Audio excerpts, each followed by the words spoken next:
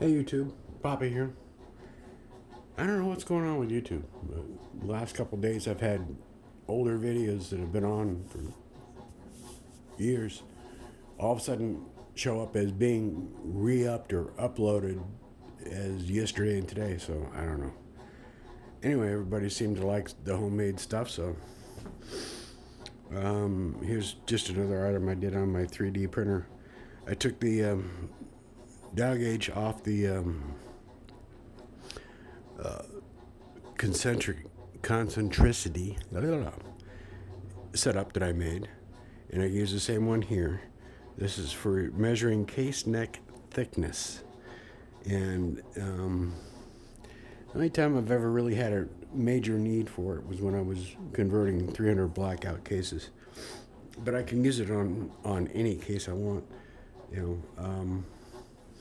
Basically, I just 3D printed this. The only parts I really had to buy was this rod, and this rod is a .20 inches in diameter, so I can use it for 223 on up. It's not nearly as accurate as, like a micrometer, a ball micrometer, or something like that, or an actual case neck thickness gauge. But it's good enough for government work, and that's good enough for me for what I need it for. But it's real simple. You just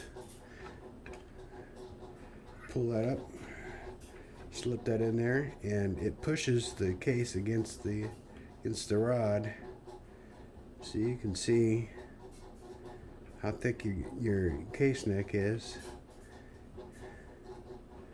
You just got to make sure it's flat against that.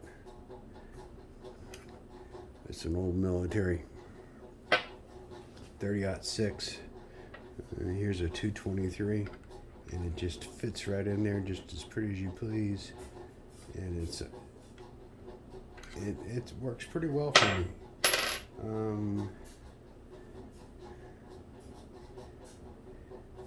Here's a converted 300 blackout. Happens to be a spear case, and it gives me a good idea how thick, especially with 300 black. When you start cutting cases, if the case body of the 223 is too thick, you have a tough time getting the bullets in seated so it chambers, and this helps alleviate that. And this is a 6.5 Creedmoor case, and it works just as well. Like I said, I'm not looking for precise stuff. Just something to get me close enough, make sure I'm not going crazy. If you have a 3D printer, you always end up with needing screws for this project or that, so I've always got the screws. And then the other thing I did is I left holes in the bottom. There you go. And stuck some magnets in it so it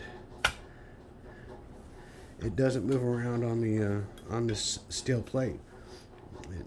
If I had had another magnet, it would be a lot stronger, but I can almost lift that steel plate up with them. So, but it keeps it in place, makes it easier to work. I think plastic on this cost me, let's just say $3, and I paid $2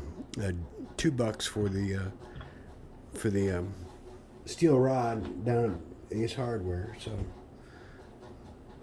there's my cheap case neck thickness gauge set up, and I can just take a metric Allen key and loosen up the screw, and this just comes right out.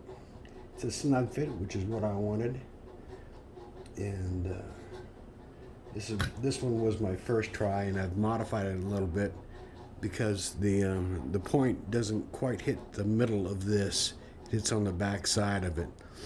So I went in the file, because I designed this on Tinkercad, and just adjusted it a little bit to bring it back up a little bit higher. But this one works. I may throw this on Thingiverse, I don't know, it depends if people want it or not. It's nothing special, but it works good. Anyway, that's it. You got any questions, comments? Post them down below, please. Thumbs up would be greatly appreciated. Helps to make sure that other people get a chance to see the video.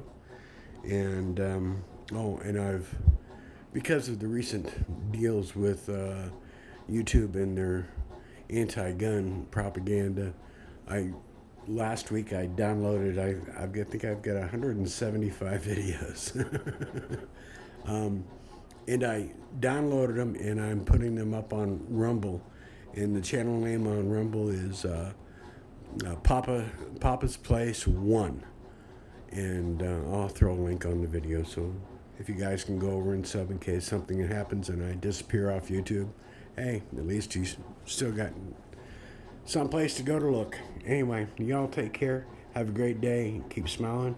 Makes people wonder what the hell you been up to. Take care, YouTube.